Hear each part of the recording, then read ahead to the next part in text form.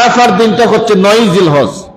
মক্কাতুল মুকাররমার হিসাব অনুযায়ী আগামীকালকে আরাফা, আর আমাদের দেশের হিসাব অনুযায়ী আগামী রবিবার দিন।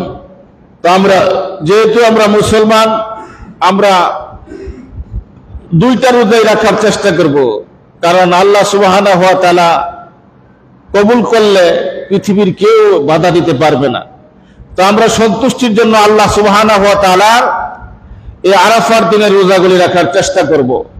আরাফার দিনের রোজা অত্যন্ত বরকতপূর্ণ রোজা, আর এই দিনটা হচ্ছে পৃথিবীর সর্বশ্রেষ্ঠতম দিন। যদি বলেন সুবহানাল্লাহ। দিনের মধ্যে 365টা দিন আল্লাহ সুবহানাহু ওয়া তাআলা বছরের মধ্যে দিয়েছেন, এর মধ্যে শ্রেষ্ঠতম দিন হচ্ছে আরাফার দিন, আর শ্রেষ্ঠতম রাত্রি হচ্ছে লাইলাতুল কদরের রাত্রি। যদি বলেন সুবহানাল্লাহ। রমজান শরীফের সেই জুমার দিনে আমরা হাজির হতে পেরেছি, সকলে প্রাণ খুলে বলি আলহামদুলিল্লাহ। হাজী সাহেবরা হজ করতেছেন, আল্লাহ তাআলা ওই হাজী সাহেবদের সাথে আমাদেরকে আল্লাহ তাআলা একটা আমল করার সুযোগ করে দিয়েছেন সারা পৃথিবীর মানুষকে। যেহেতু ইব্রাহিম আলাইহিস সালামের সুন্নাহ, ইব্রাহিম আলাইহিস সালাম যেহেতু কুরবানি দিয়েছিলেন, এই কুরবানি আল্লাহ তাআলা আমাদের উপরে ওয়াজিব করেছেন। হাজী সাহেবরা মক্কায় হজ করতেছে, কুরবানি করতেছে, সাফা মারওয়া সাই করতেছে, আরাফাতের ময়দানে অবস্থান করতেছে, মুজদালিফা যাইতেছে, মিনা যাইতেছে, জামারায় পাথর নিক্ষেপ করতেছে। তাদের সাথে শামিল রেখে সারা পৃথিবীর মানুষকে আল্লাহ তাআলা ঈদুল আজহা নামক একটা ঈদ আল্লাহ তাআলা উপহার দিলেন। যদি বলেন সুবহানাল্লাহ। সেই ঈদ আমাদের সামনে হাজির। আগামী সোমবার পবিত্র ঈদুল আজহা। এই ঈদুল আজহা মানে হচ্ছে কুরবানির ঈদ। আল্লাহ মুসলমানদেরকে 2টা উৎসব দিয়েছেন, একটা হচ্ছে ঈদুল ফিতর, আর একটা হচ্ছে ঈদুল আজহা। এই ঈদুল আজহা হচ্ছে আগামী সোমবার যে ঈদ হবে, এই ঈদের নাম হচ্ছে ঈদুল আজহা, মানে অর্থ হচ্ছে কুরবানির ঈদ।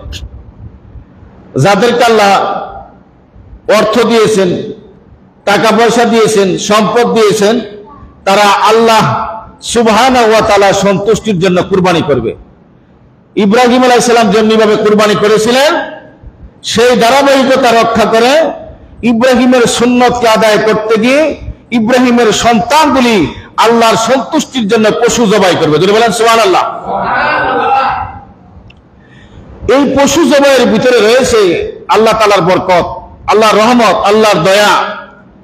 যদি আল্লাহর কোন বান্দা, আল্লাহর কোন বান্দি যদি এই পশু যদি জবাই করার সময় আল্লাহর নাম উচ্চারণ না করে, তাহলে এই পশুর গোশত হারাম হয়ে যায়। আর শুধুমাত্র আল্লাহর নাম নেওয়ার কারণে একটা পশুর গোশতকে আপনাকে আমাকে হালাল করে দিয়েছেন তিনি কে? শুধুমাত্র একটা নাম উচ্চারণ করার কারণে, আল্লাহ সুবহানাহু ওয়া তাআলার নাম উচ্চারণ করার কারণে আল্লাহ রাব্বুল আলামিন এর গোশত, এর রক্ত আপনার আমার জন্য হালাল করে দিয়েছেন। আর যদি কেউ অন্য কোনো বিজাতিরা যারা এই নাম উচ্চারণ করে না, আল্লাহর নাম নেয় না জবাইয়ের সময়, ওই গোশত যেমন গোশত, আমাদের এই গোশত তেমন গোশত।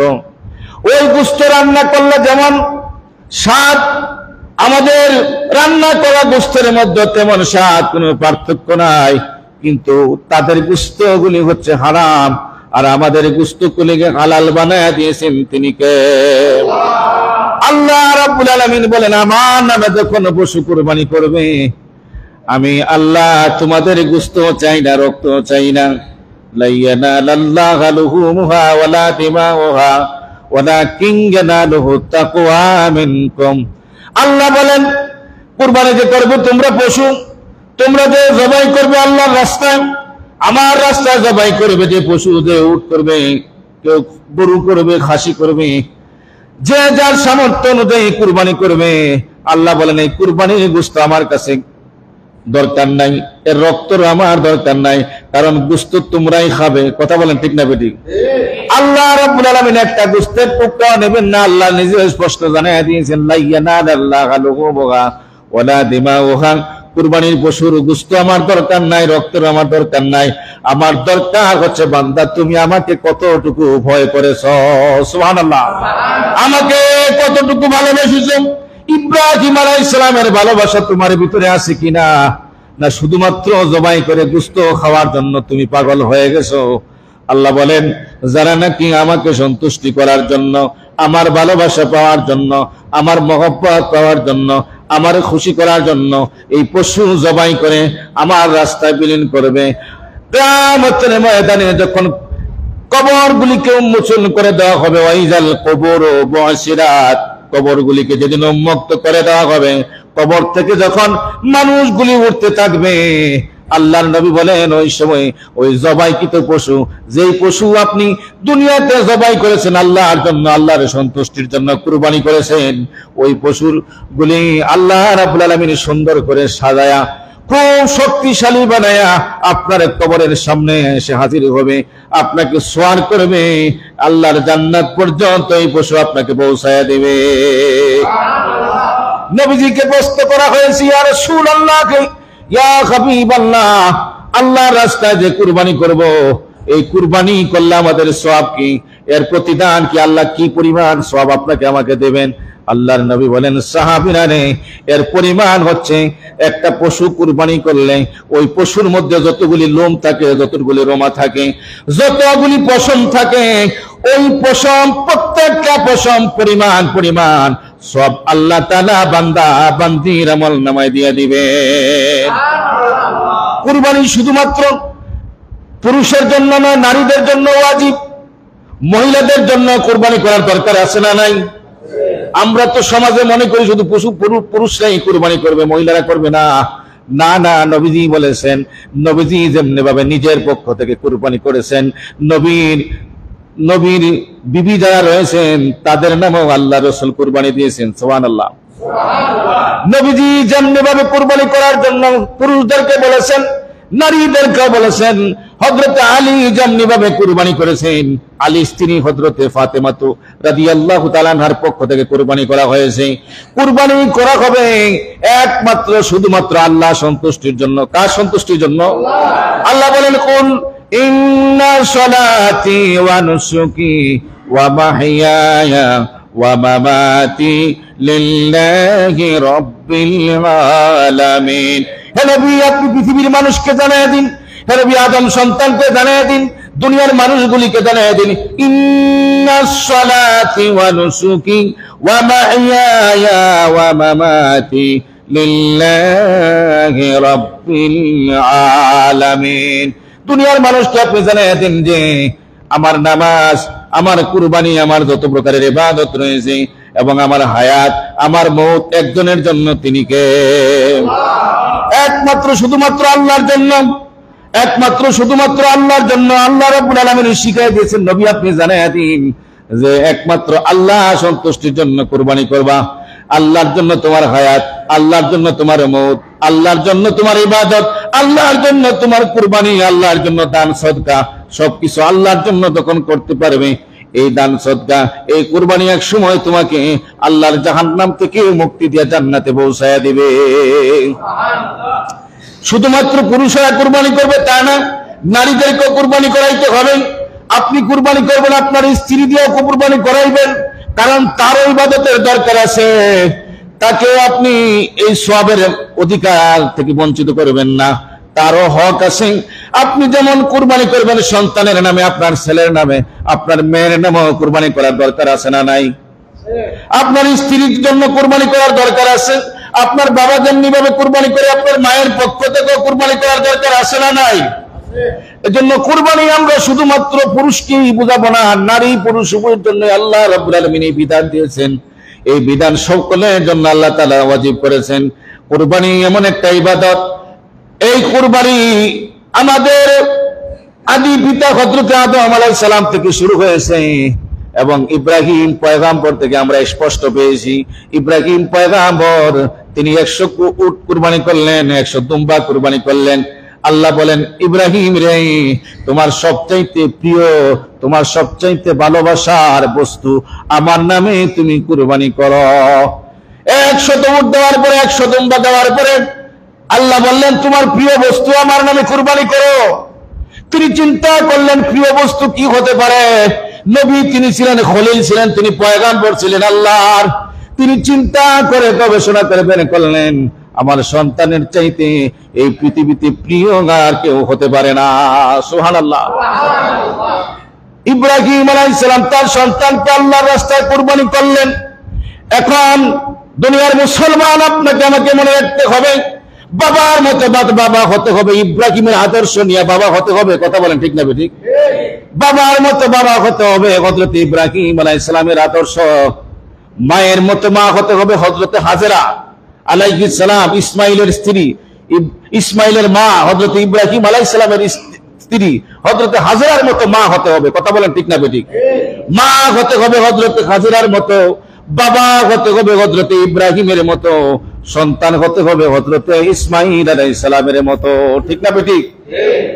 এই পরিবার যদি আপনার হতে পারে, আপনি যদি ইব্রাহিমের সুন্নতকে টিকিয়ে রাখতে পারেন, আপনি যদি ইব্রাহিম আলাইহিস সালামের সুন্নতের উপরে টিকিয়ে রাখতে পারেন, আপনার স্ত্রী যদি হযরত হাজেরা আলাইহিস সালামের আদর্শ যদি জীবনে বাস্তবায়ন করতে পারে, যেমন ত্যাগ স্বীকার করেছিলেন হযরত হাজেরা, যেমন ত্যাগ স্বীকার করেছিলেন হযরত ইসমাইল আলাইহিস সালাম, যেমন ত্যাগ স্বীকার করেছিলেন হযরত ইব্রাহিম আলাইহিস সালাম, এমন পরিবার যদি আপনি গঠন করতে পারেন, এমন পরিবার যদি আপনি বানাইতে পারেন, এমন স্ত্রী যদি আপনার হয়, এমন বাবা যদি আপনি হতে পারেন, এমন সন্তান যদি আপনার হয়, এই পরিবারটা হবে দুনিয়ায় থাকাকালীন আল্লাহর জান্নাতের পরিবার। ঠিক না ঠিক? এই জন্য আমরা একমাত্র শুধুমাত্র কুরবানি করবো আল্লাহর জন্য। শরীকে দ্বারা কুরবানি করবেন, 5 জনে করেন, 7 জনে করেন, 3 জনে করেন, কিন্তু খেয়াল রাখতে হবে, মনে রাখতে হবে কুরবানি আমরা শুধুমাত্র কেবলমাত্র একজনকে সন্তুষ্টি করার জন্য করব। তিনি কে? আল্লাহকে সন্তুষ্টি করার জন্য প্রত্যেকের মনে থাকতে হবে, প্রত্যেকের অন্তরে থাকতে হবে আল্লাহ। ইব্রাহিম পয়গম্বর শুধু পশু কুরবানি করে নাই, তার সন্তান কুরবানি করেছে। আল্লাহ আমরা তো সন্তান কুরবানি করতে পারতাম না, যদি এই পশু যদি আমাদের বিধান না হতো আমরা বিপদে পড়ে যেতাম। আল্লাহ যেহেতু এই পশু ইব্রাহিম আলাইহিস সালামের মাধ্যমে আমরা পেয়েছি, আল্লাহ শুধুমাত্র আপনার সন্তুষ্টির জন্য, আপনার ভালোবাসা পাওয়ার জন্য, আপনার জাহান্নাম থেকে মুক্তি পাওয়ার জন্য, আল্লাহ আপনার জান্নাত পাওয়ার জন্য আমরা এই কুরবানি করব। কথা বলেন ঠিক না ঠিক? বৎসরে আপনি যাদেরকে আল্লাহ তাআলা সম্পদ দিয়েছেন, অর্থ দিয়েছেন, টাকা দিয়েছেন, মালিক বানিয়েছেন, ধন দৌলতের মালিক বানিয়েছেন আল্লাহ তাআলা, বৎসরে যে কোনো দিন আপনি গরুর গোশত আপনি খরিদ করে খাওয়ার মতো ক্ষমতা আছে না নাই? যাদের লক্ষ লক্ষ টাকা ইনকাম আছে, মাসে 1 কেজি গরুর গোশত 800 টাকা দিয়ে খাওয়া তার ব্যাপার না। কথা বলেন ঠিক না ঠিক? 800 টাকা দিয়ে, 1000 টাকা দিয়ে 1 কেজি গরুর গোশত খাইতে তার জন্য লাগবে না। কিন্তু যারা গরিব, অসহায়, দরিদ্র সীমার নিচে যারা বাস করে, যারা আল্লাহ রাব্বুল আলামিন যাদেরকে সম্পদ দেয় নাই, যাদেরকে পরীক্ষা দিয়ে আল্লাহ দুনিয়াতে গরিব বানাইছেন, অসহায় মানুষগুলিকে যাদেরকে আল্লাহ তাআলা দুনিয়াতে প্রেরণ করেছেন, তারা 1 কেজি গরুর গোশত মাসে খাওয়ার মতো ক্ষমতা অনেকেরই সমাজের মধ্যে নাই। কথা বলেন ঠিক না বেটে? আল্লাহ রাব্বুল আলামিন এই বিধান কেন দিলেন? এই বিধান কেন দিলেন? এই গোশতের বিধান কেন দিলেন? প্রত্যেকেই যাদেরকে সম্পদ দিয়েছেন কেন কুরবানি করবেন, এর বিধান দেওয়ার মালিক হচ্ছে আল্লাহ রাব্বুল আলামিন। দুনিয়ার মানুষকে বুঝাইতেছেন, ও অট্টালিকার মালিকেরা, ও সম্পদশালীরা, যাদেরকে আমি সম্পদের অধিকার করে দিয়েছি, যাদেরকে বাড়ি বানায় দিয়েছি, বাড়িওয়ালা বানাইছি, সম্পদশালী বানাইছি, ব্যাংকে টাকা আছে, তোমার ব্যবসা বাণিজ্য আছে, চাকরি আছে, তোমার বড় বড় ইনকাম আছে, কিন্তু তোমার প্রতিবেশী অনেকে অসহায় আছে, গরিব আছে, তুমি যে কোনো সময় গোশত খরিদ করে খাইতে পারবে, কিন্তু তোমার মতো কিছু মানুষ আছে সমাজে বসবাস করে, তোমার মতো কিছু দরিদ্র মানুষ আছে, অর্থ তাদের নাই, তাদেরকে তুমি এই গোশত দিয়া তাদেরকে তুমি ভালোবাসা আমি আল্লাহ রাব্বুল আলামিন অর্জন করতে পারবে। সুবহানাল্লাহ। সমাজে এমন মানুষ আছে বিগত বছর কুরবানি করছে, এই বছর করতে পারবে না। কথা বলেন ঠিক না বেটি? আবার গত বছর দিতে পারে না, এই বছর কুরবানি করবে। এরকম সমাজে হয় কি হয় না? এরকম হয়। 1 বছর কুরবানি করেছে, পরের বছর কুরবানি করতে পারে না, ঋণ এবং ক্ষতিগ্রস্ত হয়ে গেছে, ব্যবসায় দশ খাইছে, চাকরি নাই, যে কোনো সমস্যার কারণে বিগত বছর অর্থ ছিল, টাকা ছিল, কুরবানি করেছে, এই বছর দিতে পারে নাই, আবার বিগত বছর দিতে পারে নাই, এই বছর আল্লাহ দেওয়ার মতো তারে তৌফিক দিয়েছেন। এটাই হচ্ছে আল্লাহ রাব্বুল আলামিনের বিধান, এটাই হচ্ছে আল্লাহর পক্ষ থেকে বান্দার জন্য দয়া, এটাই হচ্ছে আল্লাহর পক্ষ থেকে বান্দার জন্য করুণা। এজন্য ভাইরা আমার, বন্ধুরা আমার, যারা কুরবানি করবেন আল্লাহর সন্তুষ্টির জন্য করবেন, আল্লাহর ভালোবাসা পাওয়ার জন্য, আল্লাহর সন্তুষ্টি পাওয়ার জন্য। অসহায় দরিদ্র মানুষ যারা আছে তাদেরকে ভালোবাসবেন, আল্লাহ আপনাকে ভালোবাসবেন। এবং এই কুরবানি আল্লাহর নৈকট্য লাভের জন্য, আল্লাহর ভালোবাসা পাওয়ার জন্য। এই কুরবানি শুধু পশু জবাইয়ের মাধ্যমে কুরবানি শেষ, এটাই না। এই পশু কুরবানি ছুরি দেওয়া মানে হচ্ছে আপনার জীবনের আচরণ, পশুত্বের মতো আচরণ যেগুলো আছে এগুলি বাদ দিতে হবে। আল্লাহু আকবার। আপনার ভিতরে যে পশুর আচরণ আছে, অন্যের জমি দখল করেন, সুদ খান, ঘুষ খান, এবং আপনি বাড়ি দখল করেন, অন্যের জমি দখল করেন, এবং গরিবের হক নষ্ট করেন, আত্মীয় স্বজনের হক নষ্ট করেন, পাড়া প্রতিবেশীর হক নষ্ট করেন, এগুলি আপনার অন্তর থেকে চিরতরে বাদ দিতে হবে। পশু যেরকম আচরণ, পশু হালাল এবং হারাম চিনে না, কথা বলেন ঠিক না বেটি? আপনি যখন ছোটবেলা দেখছি অগ্রহায়ণ মাসে খুব সুন্দর ধান হয়েছে, যখন ধান ক্ষেতের আইল দিয়া যখন আপনার গরু নেওয়া হয়, গরুর মধ্যে একটা মুখোশ পরানো হইতো, কথা বলেন ঠিক না বেটি? কারণ হচ্ছে এই গরুর মুখোশ না থাকলে এই গরু যে কোনো মানুষের ধান খেয়ে ফেলবে, কারণ তার মধ্যে কোনো ইনসাফ নাই, হক এবং হালাল বা হারাম নাই, কারণ সে পশু, সে পশু। এজন্য তার ভিতরে কোনো বিবেক কিছু বিবেচনা নাই, কোনটা আমার আর কোনটা কার, কোনটা হক কোনটা হালাল এটা সে বোঝে না, কোনটা হারাম সে বোঝে না। তো সুতরাং তাকে রাস্তা দিয়ে নেওয়ার যখন নিয়ে যাওয়া হতো, মুখে মুখোশ পরিয়ে দেওয়া হতো যে অন্যের জমিতে যেন মুখ না দেয়, অন্যের জমির ধান যেন নষ্ট না করে। এটা হচ্ছে পশুর আচরণ। পশু মানুষকে গুতা মারে, লাথি মারে, পশু মানুষকে নানান ধরনের ভাবে টর্চার করে, কিন্তু কেন করে? এটা তার আচরণ। সে মানুষ না, মানুষ হচ্ছে সর্বশ্রেষ্ঠ জাত, আশরাফুল মাখলুকাত, সৃষ্টির মধ্যে সর্বশ্রেষ্ঠ হচ্ছে মানুষ। আর মানুষকে আল্লাহ তাআলা সর্বপ্রথম জ্ঞান দিয়েছেন, যদি বলেন সুবহানাল্লাহ। আর রহমান আল্লামাল কুরআন খালাকাল ইনসান। আল্লাহ মানুষকে পশুর আচরণ দেন নাই। আল্লাহ রাব্বুল আলামিন সর্বপ্রথম মানুষ সৃষ্টি করার পরে তারা জ্ঞান দিয়েছেন, সুবহানাল্লাহ। আর যার জ্ঞান নাই সে পাগল, তার কোনো হালাল এবং হারাম নাই, যদি বলেন আল্লাহু আকবার। যার জ্ঞান নাই, আকল নাই, বুদ্ধি নাই, তার নামাজও নাই, যদি বলেন আল্লাহু আকবার। এরকম সমাজে পাগল আছে না নাই? কিন্তু স্বার্থের পাগল না, যে সত্যিকারের পাগল, কিচ্ছুই বুঝে না, ওই পাগলগুলির নামাজ নাই, রোজা নাই, হজ নাই, যাকাত নাই, ইবাদত বলতে কোনো কিছু নাই, কারণ তার মূল জিনিস তার জ্ঞান এবং বিবেক এবং আকল নাই, যদি বলেন আল্লাহু আকবার। সে আমার মতো আপনার মতো মানুষ, দেখতে চেহারা বডি সব ঠিক আছে, কিন্তু যেটা ভিতরে দেখার মতো নাই, এই জিনিসটা তার ভিতরে নাই, কথা বলেন ঠিক না বেঠিক? আকল যারে বলা হয়, বুদ্ধি যারে বলা হয়, জ্ঞান যারে বলা হয়, আল্লামাল কোরআন। এই কোরআনের জ্ঞান মানে হচ্ছে আকল, বুদ্ধি, বিবেক। মানুষ যখন তার পক্ষ থেকে যখন পশু জবাই করবে, এই জবাইয়ের মাধ্যমে তার জীবনের যত পশুর আচরণ আছে, যত খারাপ আচরণ আছে, এই সবগুলি এই জবাইয়ের মাধ্যমে তার ভিতর থেকে দূর করার নামই হচ্ছে কোরবানি, করে বলেন আল্লাহু আকবার।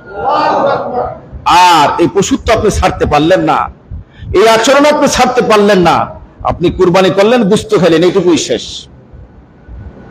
কুরবানি করলেন আর গোশত খাইলেন, উদর বললেন, এটাই শেষ, কোনো ফায়দা নেই। ফায়দা হচ্ছে পশু জবাইয়ের মাধ্যমে নিজের জীবনের পশুত্ব, নিজের অন্তরের পশুত্বকে কুরবানি করে তাকেও আল্লাহর রাস্তায় দিয়ে দিতে হবে, কথা বলেন ঠিক না বেঠিক? অন্তর থেকে কুলসিত সব বাদ দিয়ে দিতে হবে, এটার নাম হচ্ছে কুরবানি, আল্লাহর নৈকট্য লাভ করা। কুরবানি শব্দের অর্থ হচ্ছে আল্লাহর আপন হওয়া, আল্লাহর ভালোবাসা হওয়া, আল্লাহর প্রিয় হওয়া। বন্ধুরা, কারণ আপনার ভিতরে যদি এই পশুত্বের আচরণ থাকে, তাহলে আপনার কোন ইবাদত আল্লাহ কবুল করবেন না। পশুর আচরণ মানুষের আচরণের সাথে মিশতে পারে না।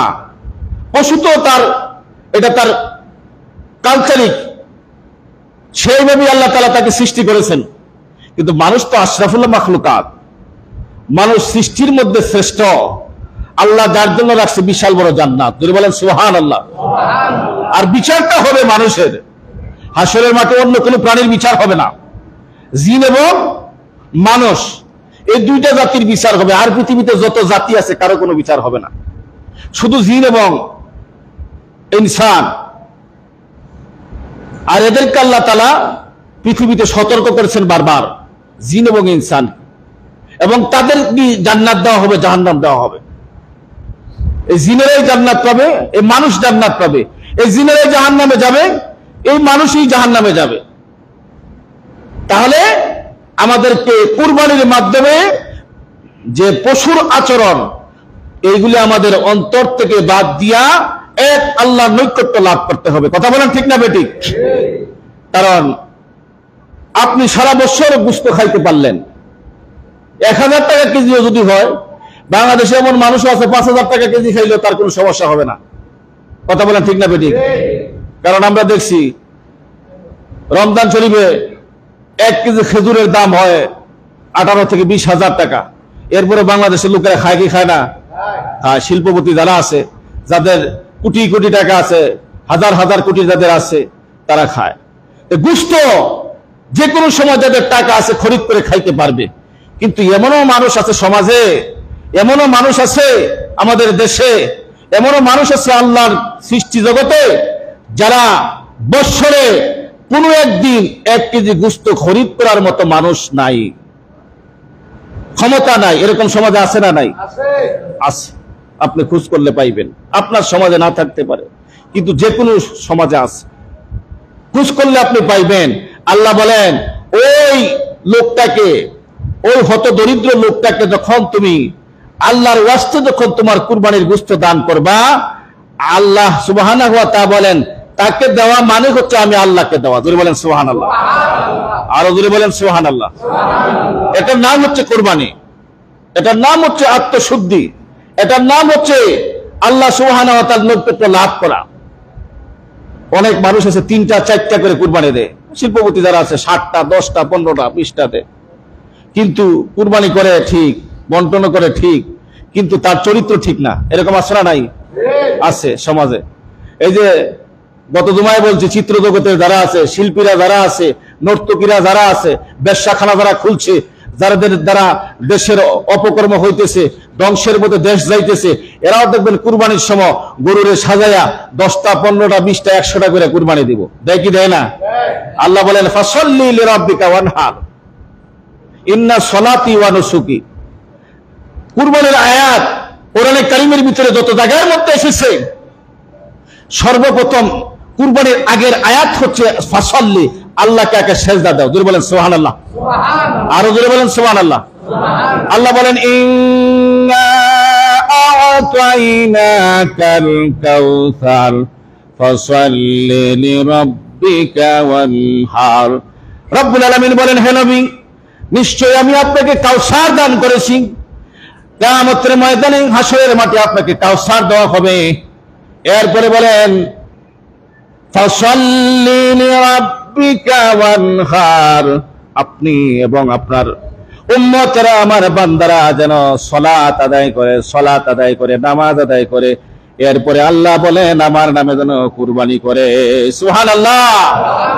আল্লাহ রাব্বুল আলামিন বলেন, হে নবী, আপনাকে আমি কাউসার দান করেছি, আপনি কি করেন? আগে সালাত আদায় করেন, তারপরে কুরবানি। এজন্য সালাত হচ্ছে ফরজ, কুরবানি হচ্ছে ওয়াজিব। এখন ফরজের দাম বেশি না ওয়াজিবের দাম বেশি? ফরজ। ফরজ হচ্ছে আল্লাহর পক্ষ থেকে, আল্লাহ রাব্বুল আলামিন যেটা বিধান দিয়েছেন, আদেশ করেছেন, এবং আল্লাহ রাব্বুল আলামিনের পক্ষ থেকে এক বাক্যে বলা হয়েছে আদায় করার জন্য, এটার নাম হচ্ছে ফরজ। আর এই ফরজ হচ্ছে নামাজ। এজন্য কুরবানির কথা কোরআনে কারীমের ভিতরে যতবার এসেছে, আল্লাহ বলেন ইন্না সলাতি ওয়া নুসুকি। আল্লাহ বলেন, হে নবী, আপনি জানায় দিন আমার বান্দাগুলি যেন, আপনার উম্মতগুলি যেন আগে সালাত আদায় করে, নামাজ আদায় করে, তারপরে যেন কুরবানি করে। যদি বলেন সুবহানাল্লাহ। আমার নামাজ, আমার কুরবানি, এজন্য যারা নামাজ নাই, এই কুরবানির কোনো মূল্য নাই। হালাল রিজিক নাই, তার কুরবানির কোনো মূল্য নাই। কারণ তাকওয়াবান হতে হলে হালাল রিজিকের দরকার আছে না নাই? আপনি 100টা গরু কুরবানি দিতে পারেন, 100টা উট দিতে পারেন, গাবতলির সবচাইতে বড় উট 1 কোটি টাকা দিয়ে আপনি কুরবানি দিতে পারেন।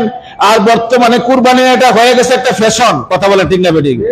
এটা একটা ফ্যাশন হয়ে গেছে, কে কার থেকে বড় দিতে পারে, এটার নাম কুরবানি নয়। কুরবানি হচ্ছে ইব্রাহিম পয়গম্বর তার সন্তানকে ভালোবেসে আল্লাহর রাস্তায় যেমনি ভাবে দিয়েছেন। আপনি যদি গরিব হন, অসহায় হন, দরিদ্র হন, আপনার অর্থনৈতিক সমস্যা, আপনি যদি একটা ছাগল দিয়া যদি কুরবানি দিতে পারেন, আপনার অন্তর যদি সহি থাকে, আপনার নিয়ত যদি খুলুসিয়ত থাকে, আপনার নিয়ত যদি ইখলাসের সহিত থাকে, এই ছাগল দিয়ে আপনি যে পরিমাণ আল্লাহ সন্তুষ্টি করতে পারবেন, 1 কোটি টাকার উট দিয়াও ওই আল্লাহর বান্দা আপনার সমতুল্য ইবাদত হবে না। সুবহানাল্লাহ। কারণ অন্তরের খবর জানেন কে? আল্লাহ। জোরে বলেন কে? আল্লাহ। আর বর্তমানে মাশাআল্লাহ ফেসবুক আর ইউটিউব বাড়িতে একদম ভাইরাল, ভাই এটা এত টাকাটা কিনছি। যদি বিন্দু পরিমাণ এটার ভিতরে অহংকার থাকে, বিন্দু পরিমাণ যদি রিয়া থাকে, বিন্দু পরিমাণ যদি আপনার গর্ব থাকে, আপনার কুরবানি হবে না, হবে না, হবে না। এজন্য খবরদার, আপনি সন্তুষ্টি করবেন কাকে? আল্লাহকে। নামাজ আমরা কার জন্য আদায় করি? সেজদা কারে দেই? সেজদা দিয়া যদি এটা ইউটিউবে ছড়াইয়া দেয়, ফেসবুকে ছড়াইয়া দেয়, আমি খুব সেজদাকারী, আমি খুব সুন্দর সেজদা দিই, আমার সেজদা অনেক লম্বা, আমার সেজদার ভিতরে আমি অনেক কিছু চাই, এই সেজদার কোনো মূল্য আছে? কথা বলেন, সেজদার কোনো মূল্য আছে? একই ইবাদত, কুরবানিও একই ইবাদত, হজও একই ইবাদত, যাকাতও একই ইবাদত। ইবাদত এমন ভাবে মালিকের সাথে সম্পর্ক করবেন, মালিকের আপনি ছাড়া এখানে দ্বিতীয় কেউ আর যেন ফায়দা না নিতে পারে। কথা বলেন ঠিক না বেঠিক? মালিক, আপনি মালিকের ইবাদত করবেন, মালিকের গোলাম আপনি, আপনি গোলাম, তিনি হচ্ছেন মালিক। গোলাম মালিককে সেজদা দিবে, গোপনে যত দিতে পারে তত বেশি ফায়দা লাভ করতে পারবে। কথা বলে ঠিক না বেঠিক? প্রত্যেকটা ক্ষেত্রে ইবাদত প্রকাশ করার কথা নয়। ইবাদত যত আপনি আন্ডারগ্রাউন্ডের ভিতরে রাখতে পারবেন, ইবাদত যত আপনি পর্দার ভিতরে রাখতে পারবেন, ফায়দা আপনাকে আমাকে বাড়াইয়া দিবেন তিনি কে? আল্লাহ। আর যত এটারে আপনি ভাইরাল করতে চাইবেন, যতটা মানুষকে দেখাইতে চাইবেন, যতই আপনি লোককে দেখাইতে চাইবেন, এটার মর্যাদা ততই কমে যাবে। কথা বলেন ঠিক না বেঠিক? কথা বলেন ঠিক না বেঠিক? মহিলারা আপনার রাস্তায় যত উলঙ্গ হয়ে চলবে, এটার দাম বেশি না যারা বোরকা পরে চলে তার দাম বেশি? বোরকা হিজাব পরে যে রাস্তায় বের হবে, তাকে কোনো ছেলে, কোন যুবক, কোন পুরুষ তাকে ভাবি বলবে না। কথা বলেন ঠিক না বেঠিক? ভাবি বলবে না, জীবনে কোনোদিন তাকে ভাবি বলবে না। আর যখন আপনি যখন অর্ধলঙ্গ হয়ে যখন রাস্তায় বের হবে, তার দাম থাকবে না। তাকে যে কোনো মানুষ, যে কোনো ছেলে তাকে নিয়ে ফিটকারি মারবে, টিটকারি মারবে, ইফটিজিং করবে। কথা বলেন ঠিক না বেঠিক? আর যখন হিজাব পরে যখন একটা মহিলা যখন রাস্তায় বের হবে, তার মর্যাদা, তার ইজ্জত বাড়ায় দিবেন তিনি কে? আল্লাহ। এটা আল্লাহর কথা। তেমনি ভাবে ইবাদতের ব্যাপারে আপনি যত পর্দার ভিতরে আপনার ইবাদত সীমাবদ্ধ রাখবেন, আপনার ইবাদতকে যত আন্ডারগ্রাউন্ডের ভিতরে রাখবেন, আপনার ইবাদতকে যত গোপনে রাখবেন, ততই আপনার মর্যাদা বাড়ায় দিবেন তিনি কে? আল্লাহ। এজন্য ভাইরা আমার, বন্ধুরা আমার, কুরবানি করবেন আল্লাহ সন্তুষ্টির জন্য। যাদেরকে আল্লাহ অর্থ দিয়েছেন, বিগত বছর দেন না, এই বছর দিয়েছেন, আবার এই বছর দিবেন, আগামী বছর দিবেন, মালিকের খেলাই হচ্ছে এটা। কথা বলেন ঠিক না বেঠিক? মালিকের খেলাই হচ্ছে তাই। বিগত বছর কুরবানি দিছে, এইবার দিতে পারে না, আবার গত বছর দিতে পারে না, সে দেখা যায় এইবার দিতেছে। সমাজে হয় কি হয় না? হয়। এটাই হচ্ছে মালিকের খেলা। রিজিকের মালিককে আল্লাহু রাজ্জাকুন। আল্লাহর একটা নাম হচ্ছে রাজ্জাক, তিনি রিজিক দাতা, তিনি বান্দাকে রিজিক দিয়ে পরিপূর্ণতা দান করেন। যদি বলেন সুবহানাল্লাহ। এজন্য ভাইরা আমার, বন্ধুরা আমার, কুরবানি করব। কুরবানির গোশতগুলি আমরা যারা কুরবানি করবেন, সুন্দর নিয়ম আছে আপনাদের সমাজ, সুন্দর করে আপনার সমাজ বন্টন করে দেয়। আপনি 3টা ভাগ করবেন, এটা হচ্ছে আপনার সুন্নাহ, মুস্তাহাব সুন্নাহ হচ্ছে 3টা ভাগ করবেন। একটা ভাগ আপনার ঘরে রাখবেন, অনেক মানুষ আছে আল্লাহর বান্দারা দেখছি নিজের ঘরেরটাও রাখে না, অল্প রাখে এটাও দেয়া দেয়। যদি বলেন আল্লাহু আকবার। এই সকল বান্দার কারণে, এই সকল মানুষের কারণে এখনো আমরা পৃথিবীতে শান্তিতে বেঁচে আছি। কথা বলেন ঠিক না বেঠিক? ভালো মানুষ যে নাই তা না, ভালো মানুষ আছে না নাই? আছে, কিন্তু আমরা চিনি না, আমরা বুঝি না কে। আর ভালো মানুষ সে বলবে না আমি ভালো, আমি ভালো। সে চাইবে মুনিকের মালিক যেন তাকে ভালো বলে। কথা বলেন ঠিক না বেঠিক? মানুষের ভালো বলার কোন দরকার নাই, মানুষের সন্তুষ্টি করার দরকার নাই। মালিক যদি তাকে ভালোবাসে এটাই তার সবচাইতে বড় পাওয়া। কথা বলেন ঠিক না বেঠিক? অনেক মানুষ আমার জীবনে দেখছি স্ত্রীকে বলতেছে অল্প করে ঘরে রাখো, সবগুলি দিয়া দাও, আমরা তো সবসময় কিনা খাই। যদি বলেন আল্লাহু আকবার। অনেক মানুষ আমার জীবনে আমি দেখছি, আমাদের সমাজেও আছে, নাম বলবো না। স্ত্রীকে বলে, মহিলারা তো একটু অন্যরকম থাকে, সে চায় একটু বেশি দেওয়ার জন্য, কিন্তু বলে না আমরা তো সবসময় কিনে আনতে পারি, ঈদের পরে যদি মনে করি একটা গরু এনে খাইতে পারবো। যদি বলেন আল্লাহু আকবার। একটা খাসি এনে জবাই করে খাইতে পারবো। কিন্তু সমাজের কিছু মানুষ আছে গরিব, অসহায়, আমার বাটটাও যদি তারে দিয়া দেই, দুইটা মানুষ বেশি গোস্তের টুকরা পাইলো। যদি বলেন আল্লাহু আকবার। এরকম সমাজে আছে না নাই মানুষ? আবার কিছু মানুষ আছে খাই খাই ওই সমাজে অল্প কিছু দিয়া খালি দায়িত্বটা আদায় করে, বাকিটা খালি ফ্রিজে ঢুকাও। সমাজে আছে না নাই? এই ঈদের সময় ডিপ ফ্রিজ বেচা কেনা কম হয় না বেশি হয়? কথা কন না, কম না বেশি? বেশি হয়। কুরবানির গোশত কি ওই ডিপ ফ্রিজের ভিতরে আস্তা গরু ঢোকানোর জন্য আল্লাহ অর্ডার করছে? বন্ধুরা, মৃত্যু প্রত্যেকেই স্বাদ গ্রহণ করতে হবে। আজকে আপনি কুরবানি করে যাবেন, সুন্দর বন্টন দেখা সমাজকে যাইবেন, আপনার সন্তান এটাকে ধরে রাখবে। আর আপনি যখন গরু জবাই করে, যখন খাসি জবাই করে ডিপ ফ্রিজের ভিতরে রাখবেন, আপনার সন্তান ওই আদর্শ শিখবে। মৃত্যুর পরে আপনার সন্তান বলবে আমার বাবা ওই আমল করেছে, আমি ওই আমলটা ধরে রাখতে চাই। ঠিক না বেঠিক?